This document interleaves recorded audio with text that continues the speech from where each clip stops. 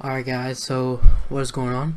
We're finally back with a Raw review, and it's been a couple of weeks. Of course, holiday last week, so didn't really do a lot of videos. Let's be honest here. I did 3 videos last week. Not normal. So we're gonna go back to doing the reviews of every wrestling show. So yeah, let's start with Monday Night Raw. So we start the show with a highlight reel with Chris Jericho, and of course special guest, the WWE Universal Champion Kevin Owens. And basically they're talking about how they took out Seth Rollins. Pretty funny. You know, Chris Jericho was not in a Sin Cara mask. Sin Cara was in a Chris Jericho mask. I thought that was pretty funny. And yeah, it kind of goes back to the thing where a lot of people were talking about last week, how Chris Jericho and Sin Cara got in a fight and shit, where somebody bit somebody. Yeah, pretty crazy. And out comes Roman Reigns and basically makes a match for later in the show. Roman Reigns versus Kevin Owens. Roman Reigns wins. He's in the match roadblock. My problem with this: he has got the United States Championship, and I know it doesn't mean as much as the Universal Championship, but at this point they're making it mean like fucking nothing. The last time he's even done anything on that United States Championship match or title was against Chris Jericho. They didn't do anything with that Survivor Series made sense because of that. But ever since then, it's not really gonna. I mean, who else did they have? They went through Rusev, and with that, that's it. Unless they're gonna put Sami Zayn against Roman Reigns or Braun Strowman, or hell, put them in the world title picture after Roadblock. Because I feel like after Roadblock, since of course Roman Reigns did get the victory, he did. Pissed off about it. What's gonna happen with it? They're probably gonna put Seth Rollins back in the title picture, or maybe they put Chris Jericho in the title picture because Chris Jericho's saying that he's not, best friends with Kevin Owens after this. Kevin Owens saying that he is. Okay. Whatever. We had Chris Jericho get an interview from whoever that chick is. I don't even know. And he goes out to the back, trying to get in his limo. Seth Rollins attacks him, beats the crap out of him. Pedigree on the top of a car. Pretty cool. I liked it. Good stuff there. So yeah, I don't know what we're at with this whole main event scene. I was watching SmackDown. I was watching Monday Night Raw from 2008 last week, and I gotta say, way better. I mean, Randy Orton was a champion, and he went through people like Shawn Michaels, Triple H, Jeff Hardy, John Cena. I mean, he had so many people to face, and so far Kevin Owens' Universal Championship run, it's been Roman Reigns and Seth Rollins the whole entire time. I understand that Finn Balor's injured, but they need to start pushing other people to be in that world title picture because everybody's gonna get tired of this same shit over and over again. Either you put him against Chris Jericho and finish that whole thing, or you build up somebody else. Because at this point, after Roman Reigns, and of course after Seth Rollins, you're going to be tired of this. I think Chris Jericho is going to be waiting for Kevin Owens to beat both, and then they have that Universal Championship match. Because, oh my gosh, it's done. Man. I can't anymore with the same shit over and over again. Come on now. Okay, so hours 1 and 2 were pretty much good. I mean, I've been saying they need to just take it down to 2 hours, because in that 2 hours we got stuff that I was fine with.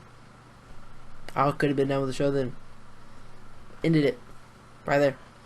But, of course, that second hour, so we had 2 cruiserweight matches. We had Anthony Nese. I totally forget. Wow. versus Cedric Alexander. I feel like they were going to do that anyway because Cedric Alexander's in his hometown.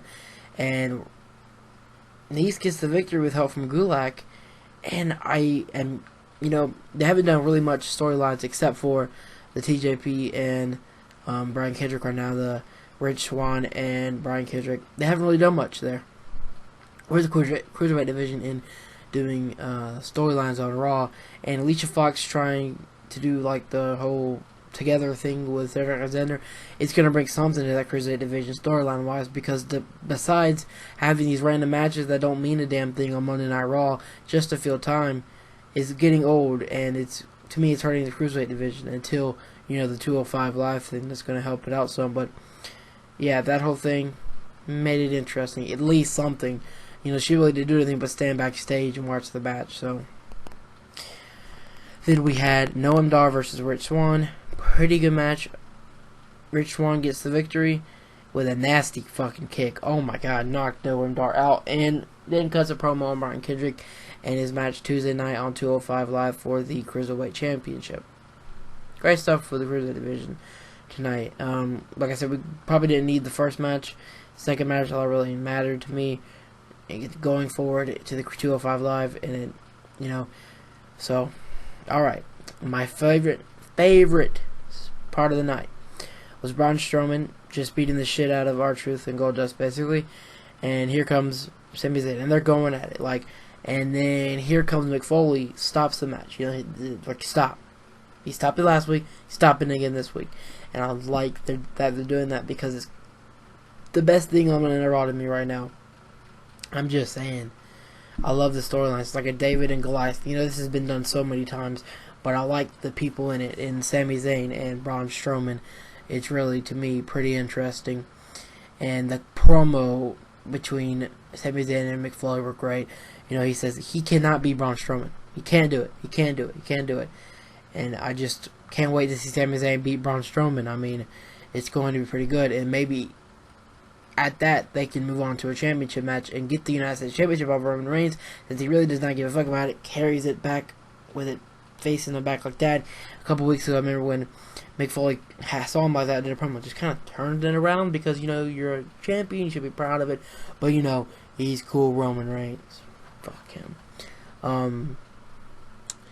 Then we had the women's match between Sasha Banks and Charlotte. Going pretty good. Then they go to the outside and they fight into the timekeepers area, And when Charlotte fucking grabbed Sasha Banks and threw her down, it looked like it hurt like hell. Like, holy shit. But it goes to a count. So, of course, Charlotte gets to keep her women's championship. Out comes the GM, Real Mick Foley. Says that they're going to continue this tonight. In the main event, no disqualifications, falls count anywhere. I'm like, alright. Okay, so that's basically the first 2 hours. No. We had Rusev and, basically Rusev just beat the shit out of Enzo. Destroyed. Basically because of what happened last week still. Yeah, we all know what happened last week with Enzo naked in the back.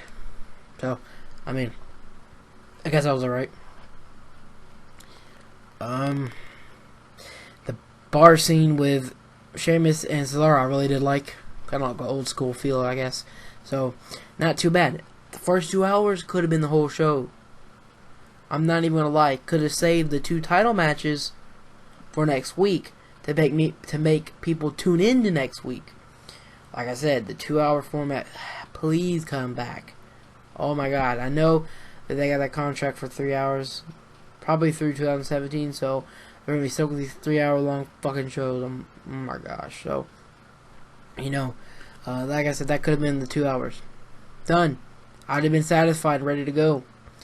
But yeah, we had to keep watching and have to sit through another New Day match. Like I said, I'm getting sick and tired. Oh my gosh, I'm tired of it. It's been so long. Their time is done. It's done. You've milked all you can. Now you've got a pretty good tag team division. Put the belts on somebody else. So let's get into the match now between the New Day and the Club. We all knew who was going to win. It was going to be the New Day. They're just keeping the titles until they beat Demolition's record. Hopefully that ends at fucking Roadblock. They can lose the titles, hopefully drop them to either Cesaro and Sheamus, or they do a thing where, you know what, they've beaten all the tag teams here on Raw, or a straight fucking year and a half now. Let's call out a tag team, and shockingly, here comes the Revival, 2-time NXT Tag Team Champions. Hell of a tag team. Oh my gosh, I think that match would be good. And I think they would win. Tag teams from NXT so far that come up have done nothing but American Alpha. I mean, Vaudevillains, nothing. No one cares about them anymore. Well, we got Enzo and Cass, but I feel like they're never going to win the tag team championships at this point. Is it ever going to happen? I don't think so. I mean, come on now. They didn't win them NXT tag team championships when they probably should have, and I don't think they're going to win them up here. I don't know. Then, yeah, I mean, that's it, really. Bring in the Revival and bring them in hot. We're just, boom, they win the tag team titles out of nowhere. Just like that. I mean, it would shake up the whole division. We would get matches like the Revival versus Sheamus and Cesaro. Hell yes. We'd get like the Revival versus the Club. Yes. That's just my thoughts, and I'm wishing that would happen. But then, the match was decent, I guess. We finally got to see Xavier Woods in a match. About time. He's barely in the matches. So, that was pretty cool. But then, of course, the New Day gets the victory. So, there was another thing to note. We had Paul Heyman and Michael Cole basically having a sit-down interview. And Paul Heyman actually cries. It was a good interview. Paul Heyman's great. Oh my gosh, Paul Heyman's amazing. And basically says that Brock Lesnar will be in the Royal Rumble. So the first two entrants into, well, we don't know if they're going 1 and 2, but the two entrants into the Royal Rumble we know so far are Goldberg and Brock. I'm not gonna do it. Lesnar. That was a good one, right, guys? But like for that, maybe do it next Monday. I have no fucking idea, but yeah. We go to our women's match in the main event. Falls Count Anywhere, no DQ. I can't believe, again, Sasha Banks has won that championship on Raw. And damn well, it takes away from how fucking epic this match was, and how great this match was, and how awesome it was to see her win that championship again. But does it really mean anything when she can never win it and keep it at a pay-per-view? Just getting that part out of the way. But besides that, this match was freaking amazing. Again, they tore it up. Solid. Great matchup. Best match of the night. Saved the third hour from being garbage. Great stuff. Dude, that moonsault off the fucking announce table. Great shit. Sasha Banks killing her with a kendo stick. Great stuff. And then when she fucking put her through the what's it called, like the railing on the stairs in the crowd, and fucking, I mean, just bending her fucking just, God, and she tapped out. I was shocked as fuck, because Charlotte just won it, and then again Sasha Banks wins it, and if she loses that roadblock, I'm gonna break this headset. Not literally, but that's what I would want to fucking do if she does lose this at roadblock. That is my Raw review. I can't believe Ric Flair came out afterwards. We started to talk about that. I mean, what the fuck? The reason I'm going to stop and talk about this because we know how much Charlotte has been just putting him down, He comes out and celebrates with Sasha Banks. Oh, excuse me, I really did enjoy that part of the show. Well, that part of the thing. I gotta be honest. I would have been just fine with that 2 hours of Raw. Third hour was fucking great just because of the Charlotte and Sasha Banks match. This was the best Raw possibly of the brand split. Besides the first ever edition of Raw from the brand split. That was pretty fucking good that night. And then this night, again, pretty fucking good.